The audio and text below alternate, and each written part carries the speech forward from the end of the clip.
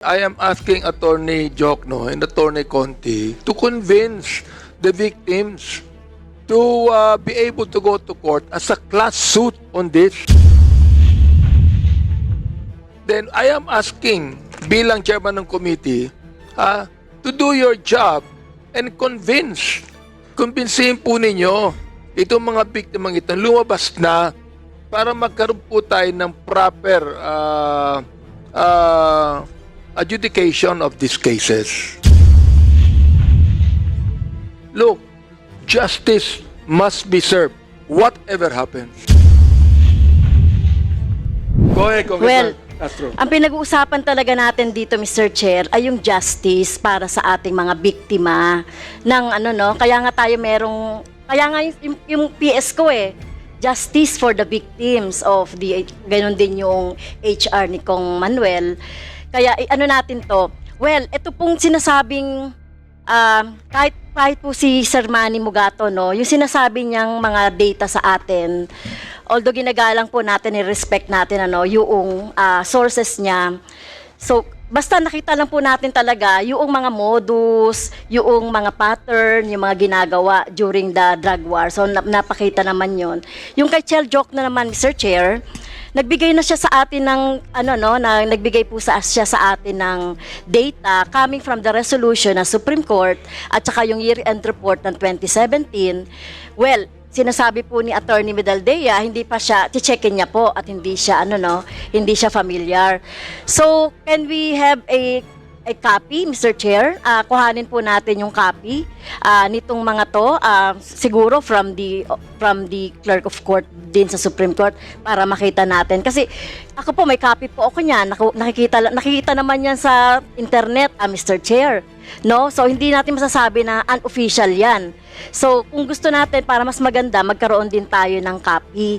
Kasi whether it is 20,000, 6,000 yan, ang malinaw, Mr. Chair, nagkaroon ng extrajudicial killings during the Duterte administration.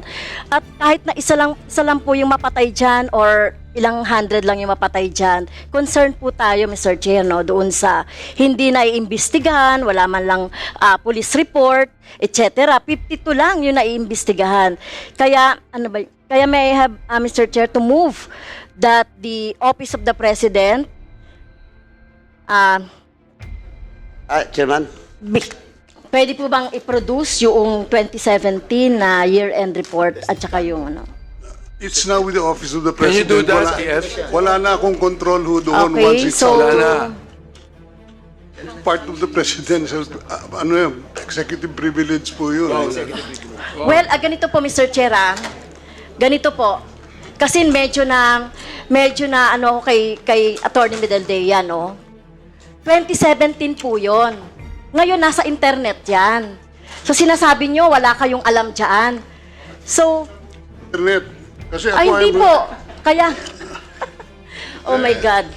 So, ito 2017 po na report. Anytime pwede nyo pong makita. Cannot Kung nga, nakita even- ko nga po I cannot Kaya ganito po. Meron o wala? Nyo po Yung ninyo. 2017 na report. So, meron po o wala? Wala Mr. Chair. akong alam. Okay, so wala kayong alam. That was not part of my duties. And my territory's executive secretary was to give my report to the president, and from there on sa kanya na yan. It's his call whether to. Well, ito pong mga Kung may report na lumabas, to, ma'am, I mean, Mr. Chair, may lumabas, dumadaan ma'am, po yan sa executive secretary po. Kaya nga tinatanong namin sa inyo, kung nakita niyo po ba yan? Kasi dadaan naman sa inyo mga report po ng presidente, wala di ba? na akong copy. Okay. So kung wala, Mr. Chair, napasumpinan natin itong 2017 na report na ito sa Office of the President through the Secretariat po, Mr. Chair.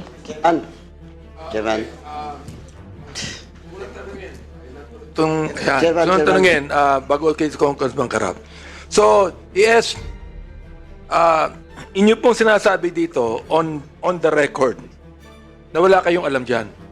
Ang sinasabi ko, paglabas sa opisina ko, it's part of the executive privilege now. Yung paglabas ng report, hindi ko alam yun. And therefore, you have not received any copy of the report. During your time. Yes, we received a copy of that report, which we You forwarded, received a copy of the which report. we forwarded to from the Department of.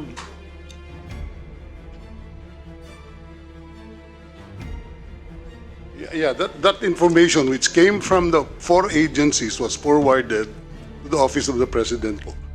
So therefore, the copy of the report right now is in the office of the president. Yes. Of the present president. Of the former president. Former president. Yes, sir. Yes, sir. Now, where is it now? That I do not know. I do not know. Okay. Chairman. Oh, Congressman Carap, go ahead. Anyway, Chairman, ako medyo, off lang po. Yes. Anyway, Chairman, first and foremost, Chairman, personally, we cannot issue subpoena. Kasi, sa totoo lang po, tama po si ES. Pero ES, tama ka. During that time, you can invoke executive privilege with regards to that document if that will be invoked by the President. Tama po. Now, tama. Now, yes, of course, ano nga sabi ko nga, the question should be raised to you is just to confirm or deny kasi in the first place, you cannot produce such document. Yes, please. Makinig ka Yes, sir. muna. Yes, well, in fact, you cannot produce that document. You cannot submit that document to this committee because you are not now that part of the administration, present administration. Tama? You cannot submit that because that document should be handed to the present administration. Di ba tama? Tama po. Hindi. Diretso kita. Tama hindi. You cannot submit it to this committee. I cannot. Of course, you cannot. You can only confirm or deny that indeed there is a document na sinabit sa opisina mo, then you submit it to the office of the President. Tama? Yes, sir. And you confirm now.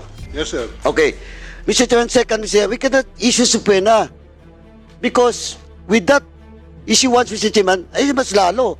Invoke ng present administration yung executive privilege. Once Mr. again, Chair. Mr. Chairman, that document is with the office of the President. Now, well, in fact, last hearing, and it was confirmed that the chairman has written a request letter to the office of the President through the ES now. And we will wait for that document, Mr. Chairman. We cannot move for a subpoena for that document because we can only request because they can invoke any time. Okay, Congressman Carap, noted. Mr. Chair. Now, second, Mr. Chairman. Your statement is noted. Okay, Congressman Mr. Chair. Carap. Last na, Chairman. Now, okay, second, okay. second After that, Chairman, we're gonna with call regards to all the Congressman. documents, yung sa internet and everything, ako wala akong problema doon. EJK, talagang mayroon. May namamatay, mayroon. But Mr. Chairman, for documentary purposes, as evidence, in any investigation, in any legislation, Mr. Chairman, it should be authenticated. It should be authenticated. Now, for example, Ms. Attorney Conte has submitted to us documents, the data and everything.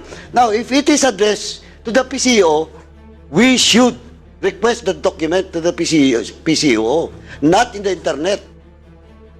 Okay, Because that is an official document. properly noted, Congressman Carap. Congressman Castro, go ahead. Well, thank you, Mr. Chair. Kaya nga po, ang move ko kanina is to direct, Mr. Chair, through you, no, yung ating secretariat, to ask or request from the Office of the President. I know that the document is from the PCOO, nakalagay po dyan, no, PCOO. Isang document yon na pwede po nating i-request siguro sa Office of the President. Yeah, but Mr. Chair, Congresswoman itong Castro, okay. if the ES told us that it is executive privilege, we cannot get a copy of the report.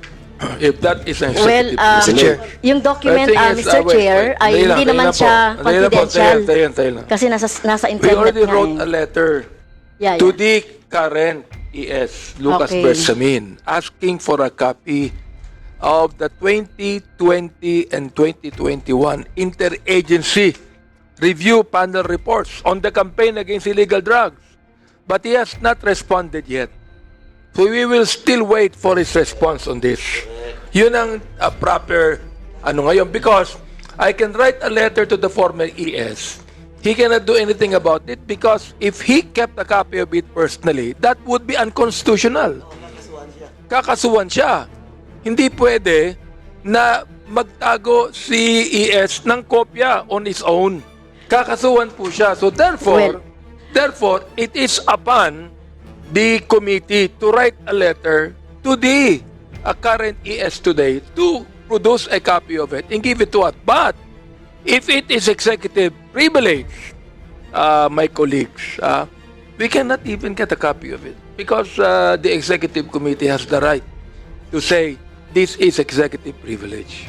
Yes, Mr. Chair, yung binabanggit po ni Attorney Chel Jokno, no, yung 2017 accomplishment report, wala po doon sa hiningi natin kay ES Bersamin. Pwede po bang maidagdag doon yung 2017 na year-end report po? That is the reason why I am asking Attorney Jokno and Attorney Conti to convince the victims to be able to go to court as a class suit on this. Because look, if we are going to wait for the Department of Justice to be the one to file a case against them, we might be barking on the wrong tree. You see? So, I mean, it is up to you. I mean, kayo ang naglabas nito, then I am asking, bilang chairman ng committee, to do your job and convincehin po ninyo itong mga biktimang ito, lumabas na para magkaroon po tayo ng proper adjudication of these cases. If I Diba? may, Yes, Your Honor, go may- ahead, Attorney Jokno. May I just clarify that it's not part of our job to make the decision to file cases. As lawyers, we represent clients. That requires that the client voluntarily agrees to file a case. I'm sorry Hindi to po- say hindi ko this, po Attorney mapipilit- Jokno. Please, you are a very brilliant lawyer. But it is your job. No, Your Honor, it is It not. is your job. I cannot. It is your job No, because Your Honor, look, I would beg to this disagree. becomes your passion. It becomes your passion, and therefore, because it is your passion for justice, then you ought to convince these victims to come out. If It I is were- your job as a It is Filipino. not. I would, Your Honor, if I were to convince a client who does not want to file a case against the former president, and something happens to that client, sino po kaya magiging responsibility niyan? Of course, that would lie on me because I was the one who convinced them. I realize that is that, why under the law, Your I Honor, realize it is the that, client's decision to file the case. I realize that, Tony Jokno, but you know what? Naniniwala din po ako that ample protection can be given. Naniniwala rin po ako, if we want justice, the rule of engagement tells us that merong merong mangyayari dyan. Pero look, justice must be served, whatever happens. Attorney Conti, di ba? Yes, Your Honor. Your Oh. Honor, if I may. Totoo po, abogado po kami at responsibilidad naming mag-prosecute ng kung ano mang human rights violation na makita namin na irepresenta ang mga biktima. Pero bago po kami makarating ng korte, kailangan po ng investigasyon. I do realize that. Hindi po kami private investigator. At ito pong investigation ang kinakulangan ng gobyerno ni Duterte. Sa 6,252 na patayan, police operation, noong 2017, 3,000 pa lang. Ilan po ang naimbestigahan? Nung huling hearing, sabi po natin 52. So sa ganong bagal po at ganong liit ng investigasyon, hindi po kami makausad. Para po sa mga biktima, napakalaking burden na for them Kaya to nga, Attorney investigate the Conti, cases. kami na rito nag-iimbestiga because of the resolution And that we has thank been you for filed by that, Your Honor. Congressman Raul, no? And the privilege speech na binigay ni Congresswoman Castro. Kaya nga, inano ng committee ito, na ito na. Kaya nga sinasabi ko sa inyo, huwag na kayong mag-rally, maganda na lang kayo dito, tinan natin maigi kung ano mangyayari in the future. Anyway, so much for that, no?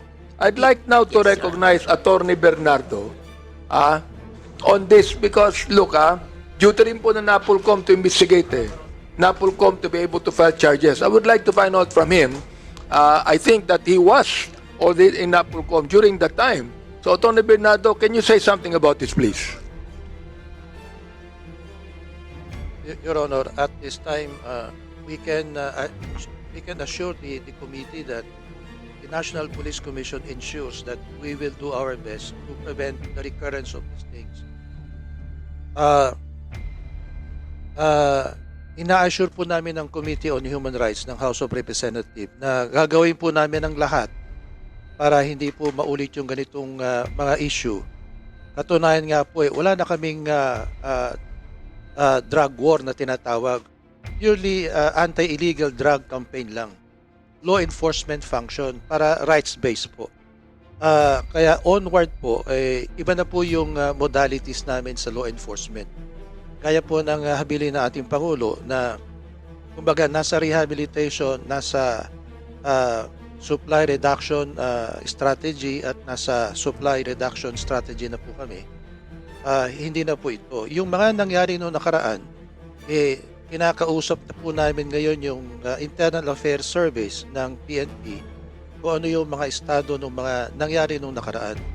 At patuloy po namin na tinitingnan yung mga bagay na ito. Natapos na kasi po yung estado ng kanilang mga hearing, naisara na po yung lahat ng mga kaso, kaya nanatiling close case po yung naisubmit doon.